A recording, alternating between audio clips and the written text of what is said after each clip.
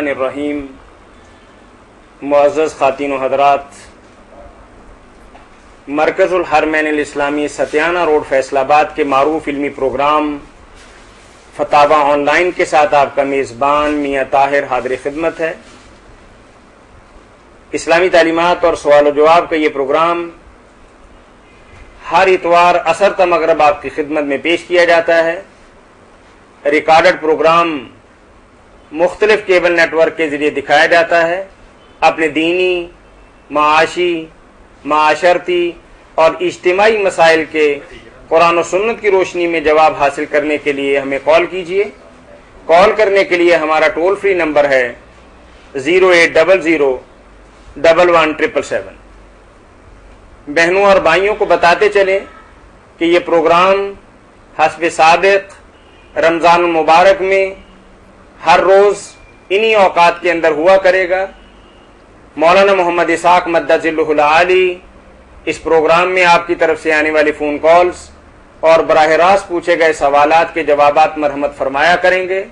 کال کرنے کے لیے ہمارا ٹول فری نمبر دوبارہ نوٹ کر لیجئے 08001177777۔ جی مولانا، ہمارے پاس کچھ تحریری سوالات ہیں۔ چونکہ آج کل عمرے کا بھی ایک طرح سیزن ہے اور آنے والے دنوں میں حج پہ بھی انشاءاللہ العزیز لوگ جائیں گے، تو ایک بہن نے ہمیں یہ سوال بھیجا ہے کہ میں بیوہ ہوں اور رمضان المبارک کے اندر عمرہ کے لیے جانا چاہتی ہوں، لیکن اس وقت تک میری عدت کے کچھ ایام ابھی باقی ہوں گے، تو کیا ان حالات کے اندر میں عمرہ کے لیے اپنے محرم کے ساتھ سفر کر سکتی ہوں؟ میری بہن، آپ بلا جھجک سفر کر سکتی ہیں۔ محرم ہونا ضروری ہے۔ عدت کے ایام کی کوئی بات نہیں، عدت کے دوران بھی آپ سفر کر سکتے ہیں۔ حضرت ام المؤمنین عائشہ رضی اللہ تعالیٰ نے اپنی بہن ام کلثوم رضی اللہ تعالیٰ عنہ کو اپنے ساتھ ہی سفر کرایا تھا، حالانکہ ان کے والد ان کے خاوند طلحہ رضی اللہ عنہ شہید ہو گئے تھے۔ اسی طرح حضرت امیر المؤمنین علی علیہ السلام بھی کہتے تھے کہ صرف نکاح نہیں نیا کر سکتی اور زیب و زینت نہیں کرنی چاہیے، سفر کی کوئی بات نہیں۔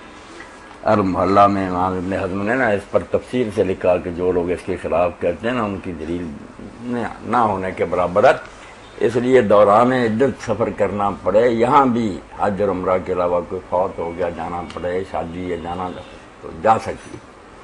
یہاں تو اتنی تنگی ہے کہ علاج معالجے کے لیے بیچاری ڈاکٹر کی دکان پر نہیں جا سکتی، لوگوں نے اپنی طرف سے باتیں کر لی، سودا سلف نہیں لا سکتی، سب کچھ کر سکتی۔ مولانا اس پہ آپ سے ایک بات پوچھیں گے۔ جی السلام علیکم۔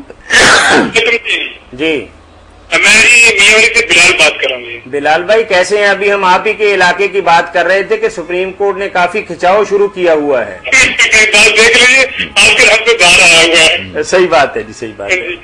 اچھا، یہ دو احباب بیٹھے ہوئے ہیں تو یہ پوچھنا یہ چاہ رہے تھے جی جی کہ آج کل جس عام قسطوں کا کاروبار ہو رہا ہے مختلف قواعد اور ضوابط کی بنا پر، جی جی، کسی نے کیا بنایا ہے کسی نے کیا بنایا ہے، لیکن کام ایک ہی ہو رہا ہے، آکام کی نوعیت ایک ہے، باقی شرائط اپنی مرضی کے مطابق ہے۔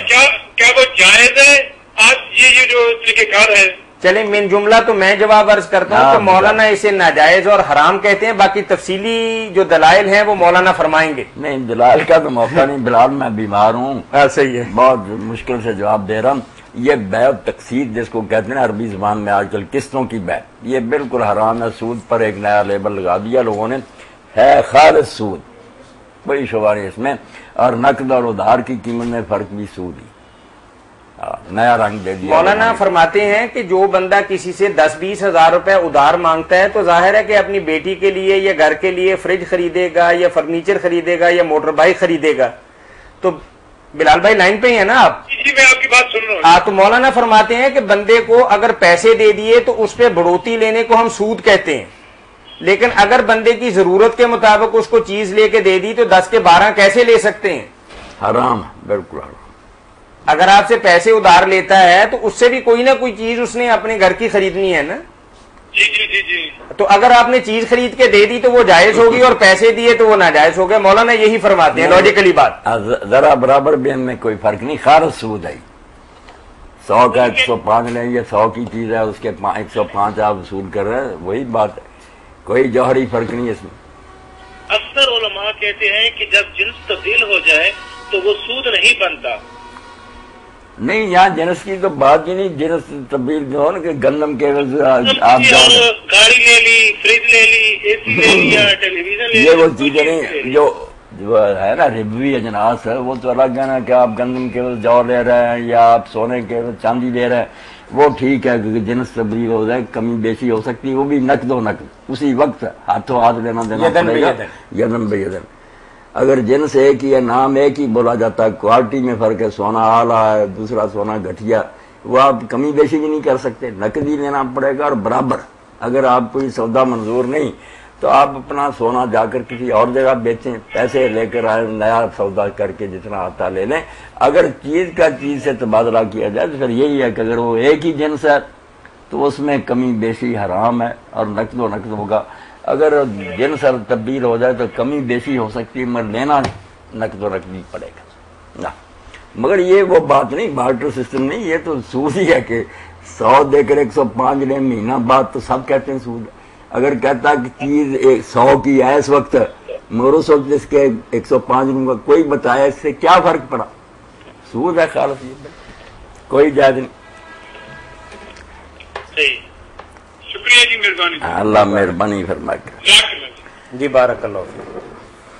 دوران عزت کے حوالے سے ایک سوال کرنا چاہ رہا تھا کہ جو لوگ اس طرح کے مطلب کہنے کا کہ عورتوں کے پردے کا یا گھر کے اندر بٹھانے کی سختیاں کرتے ہیں، اگر ان کے عدالت کے اندر یا تحصیل کے اندر معاملات ہوں تو اول وقت کے اندر اپنی والدہ یا بہن یا بیٹی کو لے کر وہاں جاتے ہیں اور وہ معاملات سلجھاتے ہیں۔ اگر کوئی اس طرح کی بات آ جاتی ہے تو پھر درمیان میں عدت کے جو شرعی مسائل ہیں اس کو بلا وجہ تنگ کر کے پیش کرتے ہیں؟ نہیں، تنگ کر، یا تو سبھی جگہ ایسا ہو کہ بندہ کہے جی کہ ٹھیک ہے رجسٹری بعد میں کروائیں گے، یہ سارے کام بعد میں کروائیں گے، سارے کام جاری رہتے ہیں اور بڑی شد و مت سے جاری رہتے ہیں۔ گھر کی پابندی کوئی نہیں، زیب و زینت نہ کرے، نیا نکاح نہیں کر سکتی اس خاص مدت تک۔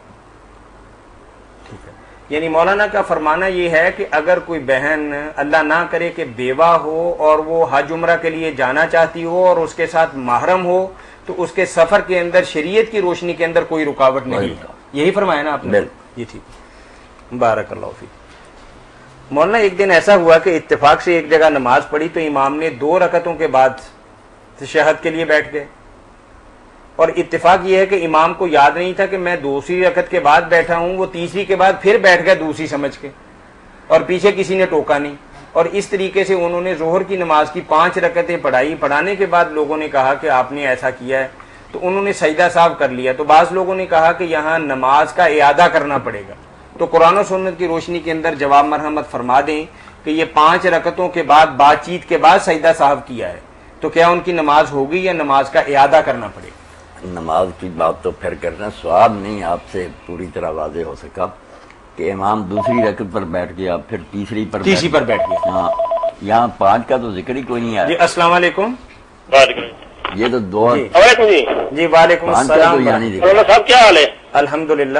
سر جی ایک مسئلہ سی جی کہ بچے کا دودھ کنے سال پینا ہے؟ بچے کو دودھ کتنا چر پلانا چاہیے؟ 2 سال آپ پلائیں بس، اللہ خیر۔ 2 سال؟ ہاں۔ اچھا، تے بچی کا؟ دونوں کا ایک ہی ہے کوئی؟ اچھا سر جی، اگر مطلب کوئی اگے امید نہ ہوئے بچے بچی کی تو پھر زیادہ پلایا جائے، گناہ تو نہیں کوئی ایسی گل کوئی ہے؟ گناہ کوئی نہیں، گناہ اگر مرضی پلائی چاہیے پلا سکتے ہیں۔ اب جو ہے نا نکاح پر اثر ہوتا، جی جو رضاعت کا مسئلہ ہے نا کہ کوئی بچہ کسی کا دودھ دوسرا ہی ماں کا پی لے اپنی ماں کے علاوہ تو پھر بیٹا بن جاتا ہے، نکاح حرام ہوتا ہے، اس کی مدت 2 سال ہے۔ 2 سال کے اندر پیے، کوئی بات نہیں، اس کے بعد پیتا رہے تو پھر کوئی اثر نہیں ہوتا۔ وہ مسئلہ الگ ہے، پلا سکتے ہیں آپ، اگر نہیں کوئی نیا بچہ تو پلا لیں، کوئی بات نہیں۔ اچھا مہربانی، السلام علیکم۔ مولانا سوال ایسا ہی ہے کہ اگر امام دوسری رکعت کے بعد تشہد میں بیٹھ جائے اور غلطی سے تیسری کے بعد بھی بیٹھ جائے؟ السلام علیکم۔ السلام علیکم۔ جی وعلیکم السلام۔